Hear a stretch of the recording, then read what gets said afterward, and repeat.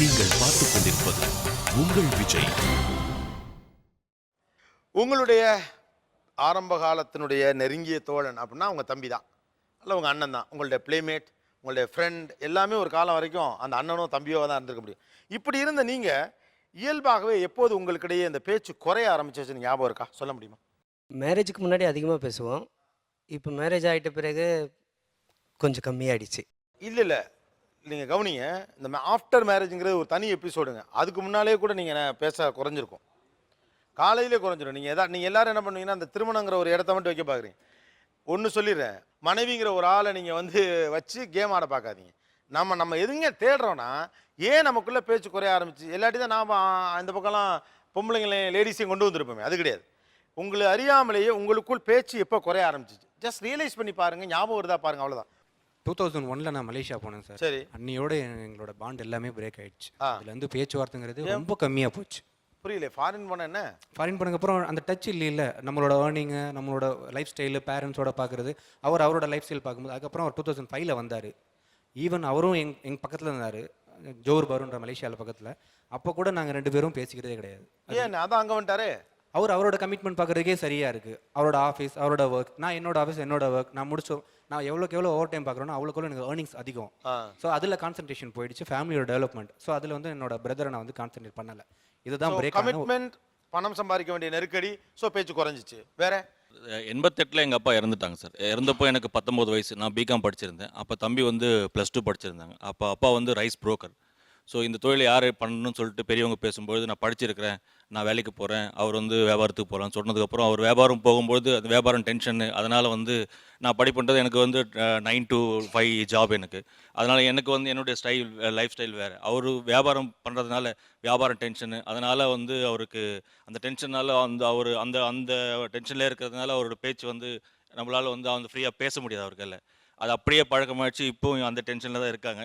வேற இப்போ இருக்க சூழ்நிலை பார்த்தீங்கன்னா, நான் ஷாப் ஓப்பன் 10 to 10 நைட்டு. அவர் ஹோட்டல் வச்சிருக்கனால உங்களுக்கு மதியம் 11லேருந்து ஸ்டில் 1 o'clock 12:30 வரைக்கும் ஷாப்பில் இருப்பார். ஆனால் இன்னொன்று சொல்கிறேன் கேளுங்களேன், don't try to find a reason.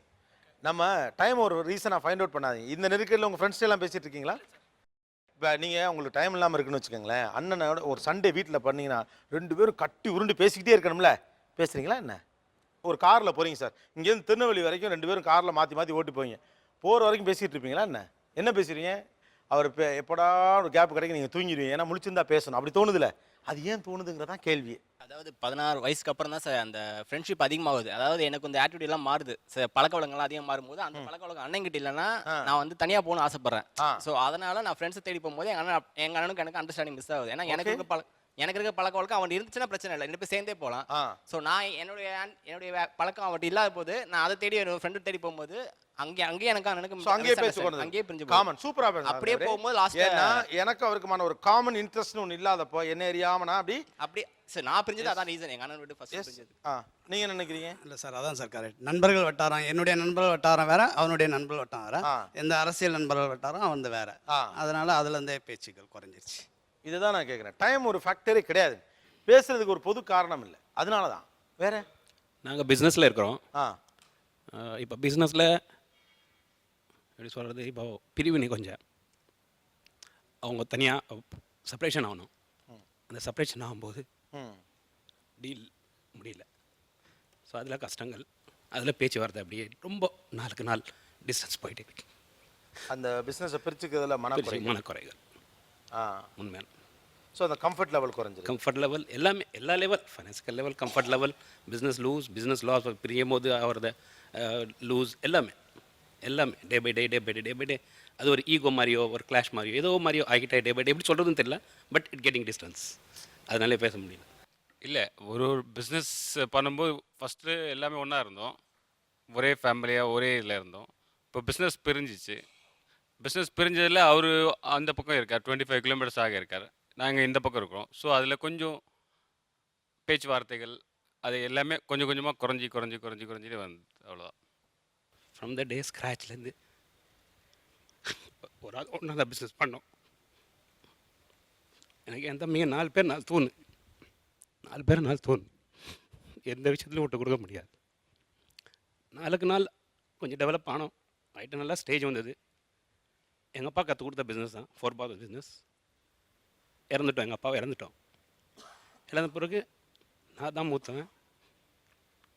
Dependence நான் தான், எல்லாம் ஏர்னிங்ஸில் எல்லாமே ஃப்ரம் த ஸ்க்ராச்.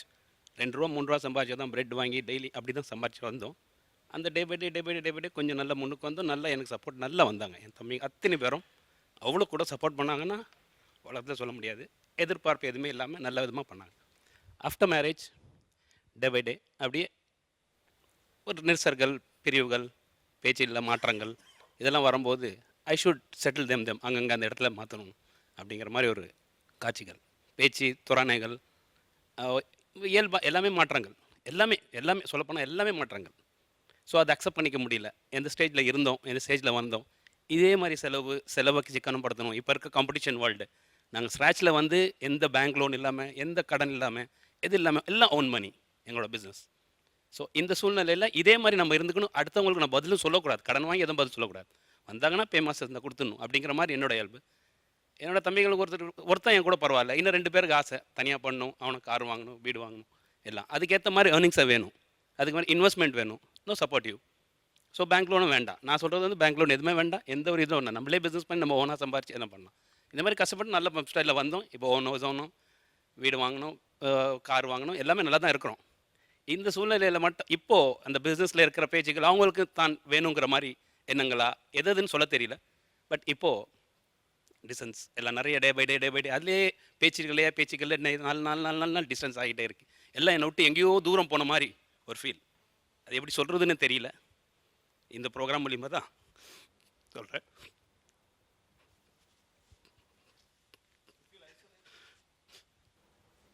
தனியார்ட்ட மாதிரி ஒரு தோணும். டெஃபினட்டாக அலோன் எல்லாம் ஒன்றா இருக்கணும் தான் எல்லாக்கிட்ட ஒரு நாளும் அதுவாக கேட்டுருக்கு. ஒரு நேரமும் இதுதான் கேட்டுருக்கு. எல்லா வீடும் ஒன்றா தான் இருக்கணும். ஆனால் பிள்ளைங்க பையன் அவங்க பசங்க எல்லாம் ஒன்றா தான் இருக்குது. வருதுங்க வந்தால் அவ்வளோ பாசமாக இருக்குது. பட் நம்மளுக்குள்ளே இருக்கிற அந்த டிஸ்டன்ஸ் எரிச்சலை பேசும்போது ஏதோ ஒரு எரிச்சல் பேசுகிற மாதிரி பேசிட்டு போகிறது இப்படியே அது ஏன் எப்படி வந்தது, என்ன வந்தது சொல்ல தெரியல. இல்லை, அவரோட உழைப்பு தான் நாங்கள் இன்னைக்கு இவ்வளோ லெவலில் இருக்கிறது. அண்ணனோட அவ்வளோ உழைப்பு. ஃபஸ்ட் எனக்கு ஸ்கூல் ஃபீஸ் கட்டல எல்லாமே எங்கள் அண்ணன் தான். எங்கள் அப்பா கூட கட்டினதில்லை. அவரோட கால் பார்த்தீங்கன்னா தெரியும். இங்கேருந்து 20 கிலோமீட்டர் தள்ளி போய் சைக்கிளில் பேட் கெட் பண்ணிட்டு அதோட வேலை செஞ்சு 10 ரூபா எடுத்துகிட்டு வருவார் வீட்டுக்கு. அந்த 10 ரூபாவில் அவருக்கே அந்த ஏனைக்கு தெரியும். அதோட உழைப்பு தெரியும். கண்டிப்பாக ஒரு 10 ரூபா எடுத்து வந்து வீட்டில் கொடுத்து ஹோட்டலில் சாப்பிட மாட்டார். எனக்கு நல்லா தெரியும். அந்த 10 ரூபா எடுத்து வந்து வீட்டில் கொடுப்பார். மவுண்ட் ரோட்லேருந்து கோடம்பாக்கம் சைக்கிளில் வருவார். அந்த காலை வச்சுட்டு சைக்கிளில் வருவார். வந்துட்டு தம்பிங்க சாப்பிட்டாங்களா, எனக்கு நல்லா நினைவு இருக்கு. சின்ன வயசில் தம்பிங்க சாப்பிட்டாங்களா, அவங்களுக்கு என்ன பண்ணி கொடுங்க அப்படின்னு சொல்லி எங்கள் அம்மாட்ட 10 ரூபா கொடுத்துட்டு வெளியே வரும். அப்படியே டெவலப் பண்ணது தான் இன்றைக்கி இந்த ஸ்டேஜ் டெஸ்ட் இருக்குது. நீங்கள் வாங்க. ரொம்ப நீங்களுமே ஸ்ட்ராங்காகவே இருந்தீங்க. அண்ணா வாங்கண்ணா.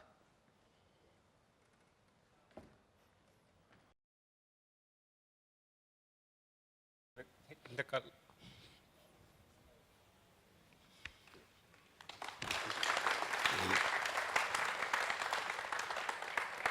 அதெல்லாம் நான் எப்போ ரிலாக்ஸ் வாங்க.